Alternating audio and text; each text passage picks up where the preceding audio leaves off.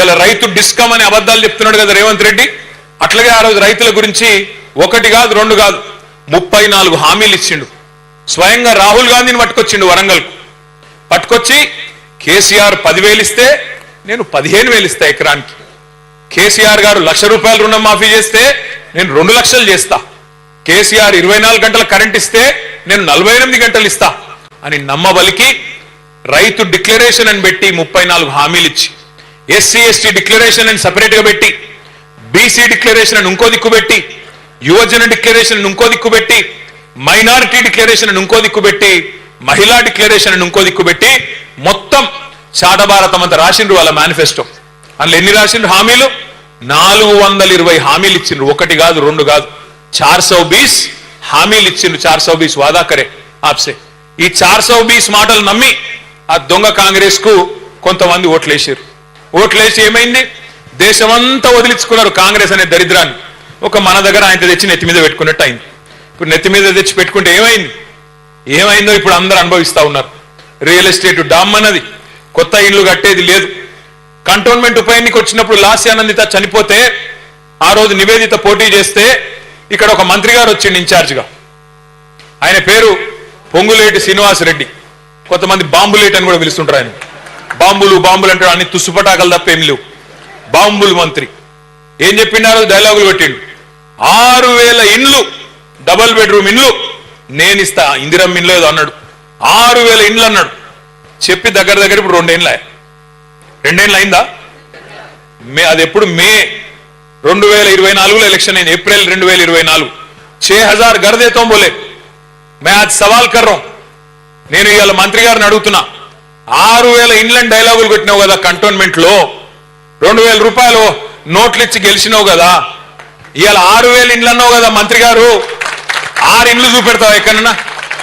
నీ ముఖానికి 6 ఇండ్లు, 6,000 ఇడిచిపెట్టు. 2 ఏళ్ళు ఒడిచిపోయింది. 6 ఇండ్లు కట్టినావా ఎక్కడన్నా? 6 ఇండ్లు కూడా ఇడిచిపెట్టు. 6 ఇటుక పిల్లలు పెట్టినావా ఎక్కడన్నా? ఇజ్జత్ ఉందా కనీసం మాటలాడితే?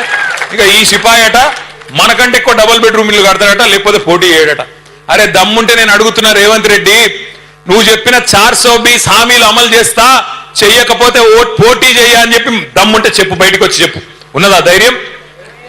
6 గ్యారంటీలు అంటివి, 100 రోజులు అంటివి, డైలాగులు కొడుతీవి. 6 గ్యారంటీలు 100 రోజుల్లో అమలు చేస్తా అని డైలాగులు కొడుతీవి. మరి 100 రోజులు ఇప్పుడు 900 రోజులకు వచ్చాయి.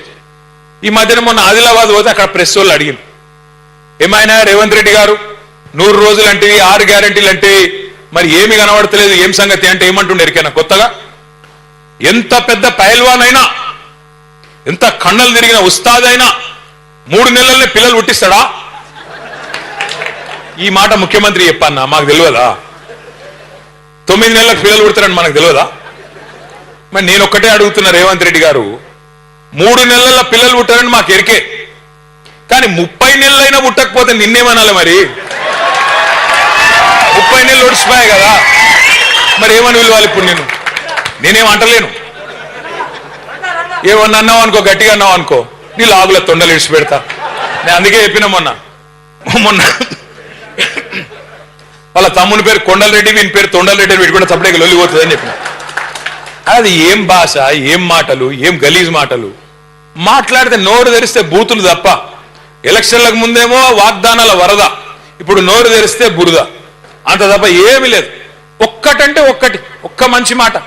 తెల్లారు లేస్తే ఎక్కడ మాట్లాడినా, ఆఖరికి పిల్లగాళ్ళ ప్రోగ్రాంకి పోయిన మోన ఎక్కడో ఎదురుగా స్కూల్ పిల్లలు ఉన్నారు, వాళ్ళ ముంగట ఏం మాట్లాడాలన్నా కూడా తెలియదా నీకు? కనీసం ఎదురుగా ఆడపిల్లలు కూర్చుంటే ఏం మాట్లాడన్నా తెలియదు, స్కూల్ పిల్లలు కూర్చుంటే ఏం మాట్లాడన్నా తెలియదు. ఏడవైనా ఒకటే లొల్లి. పేగులు తీసుకుంటా, మెడలేస్తా, గుడ్లు వీక్తా, గోటీలాడతా, లాగుల తొండలు ఇడిచి పెడతా, నేను చెప్పులు ఎత్తుకపోతా అనుకుంటారు ఢిల్లీలో. ఇవే మాటలు, లఫుట్ మాటలు తప్ప ఒక్క మంచి పని ఇది నేను చేసిన. హైదరాబాద్ లో నేను అడిగిన మొన్న ఏమని, ప్రభుత్వాన్ని 1,00,000 డబుల్ బెడ్రూమ్ ఇల్లు మేము కట్టినాం. కేసీఆర్ గారి ప్రభుత్వంలో 1,00,000 డబుల్ బెడ్రూమ్ ఇల్లు మేము దగ్గరుండి మున్సిపల్ మంత్రిగా నేను కట్టించిన.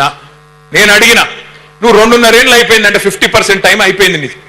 ఒక్క ఇల్లు కట్టినవా? ఇందిరమ్మ ఇల్లు కడితే నేను రాజీనామా చేస్తా అని చెప్పిన. ఇక ఒక్కొక్కడు లేచి ఎగిరెగిరి పడుతురు, గింతున్నోడు కూడా. ఒక ఇల్లు చూపెట్టురు రాయి అంటే అది శాత కాదు. నేనేమడిగిన, నేను ఒక్క ఇల్లు కట్టినరా, కానీ ఎన్ని వేల ఇల్లు కూడా కొట్టినరు మీరు. హైడ్రా పేరు మీద ఎంతమంది గరీబుల కొంపలు ఉచ్చుకున్నారు, అది ఎందుకు చెప్పరు అంటే ఎగిరెగిరి పడుతున్నారు ఒక్కొక్కరు. నేను అడుగుతా ఉన్నా మిమ్మల్ని అందరినీ, కేసీఆర్ గారు ఉన్నప్పుడు హైదరాబాద్ మహానగరంలో ఒకటి కాదు రెండు కాదు 2.5 లక్షల మంది పేదలకు జీవో నంబర్ 58 కింద 59 కింద గరీబులకు పట్టాలు ఇచ్చినాం. తెలుసో తెలియకో గవర్నమెంట్ జాగాలో ఇల్లు కట్టుకుంటే 2.5 లక్షల మందికి పట్టాలు ఇచ్చిండు కేసీఆర్. నీ ముఖానికి నువ్వు ఒక్కలకి ఇచ్చినావా పట్టా? ఒక్క పట్టా ఇచ్చినవా? ఒక్క ఇల్లు కట్టినవా? ఒక్క ఇటుక పెట్టినవా హైదరాబాద్ లో? ఇలా మాట్లాడడానికన్నా సిగ్గుండాలి. ఏమనంటే జేబుల రిబ్బన్లు కట్ చేసేందుకు ఒక కత్తెర పెట్టుకొని తిరుగుతున్నాడు. మనం కట్టిన ఫ్లైఓవర్లు అక్కడ కట్ చేయాలి, మనం కట్టిన బిల్డింగ్లకు కట్ చేయాలి, మనం కట్టిన డబుల్ బెడ్రూమ్లకు 3 రంగులు ఉయ్యాలి, నేనే కట్టిన డైలాగులు కొట్టాలి, మనం ఇచ్చిన ఉద్యోగాలకు ఈయన పోయి కాయిదాలు ఇవ్వాలి. అంత తప్ప నువ్వు చేసింది ఏందా? ఏమన్నా మాట్లాడినావనుకో గట్టిగా, వెనకటికి ఎవడో అన్నాడట, ముఖం బాగా లేకపోతే అద్దం బల కొట్టుకుంటాడు. ముఖం బాగా లేక అద్దం బల కొట్టిండంట. అరే నీకు పరిపాలన చేత అయితే లేదు, నువ్వు చెప్పిన హామీలు అమలు చేయరా నాయన అంటే అప్పుల పాలు చేసిపోయింది కేసీఆర్. అప్పులైపోయింది, మొత్తం దివాలా తీసింది, ఐపీ పెట్టిన అని మాట్లాడతాడు. నేను అడుగుతా ఉన్నా రేవంత్ రెడ్డిని, సరే నువ్వు అన్నది నిజమే అనుకుందాం ఒక నిమిషానికి. కేసీఆర్ అప్పులు చేసిండు అంటున్నావు. ఏం చేసిండు కేసీఆర్ గారు అప్పులు చేసి? కేసీఆర్ గారు అప్పు చేసి 1,00,000 డబుల్ బెడ్రూమ్ ఇల్లు కట్టిండు హైదరాబాద్ లో. కేసీఆర్ గారు అప్పు చేసిండు. అప్పు చేసి ఏం చేసిండు? రైతుల ఖాతాల్లో 73,000 కోట్ల రూపాయలు వేసిండు కేసీఆర్ రైతు బంధు రూపంలో. కేసీఆర్ అప్పు చేసిండు, 2 సార్లు రుణమాఫీ చేసిండు, 30,000 కోట్లు రైతుల ఖాతాల్లో వేసిండు.